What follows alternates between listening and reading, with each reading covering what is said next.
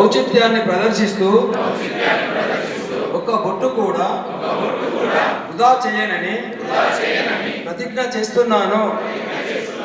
జలనిధిని అత్యంత విలువైన పెన్నిదిగా భావించి తదనుగుణంగా వినియోగిస్తానని ప్రతిజ్ఞ చేస్తున్నాను.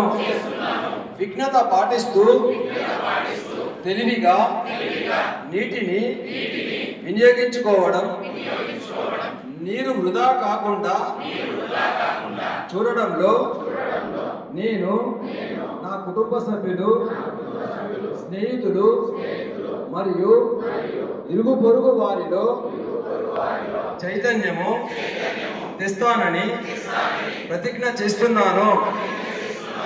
ఈ భూమి మనదే, ఈ నీరు మనదే, దానిని సంరక్షించుకునే బాధ్యత కూడా మనదే.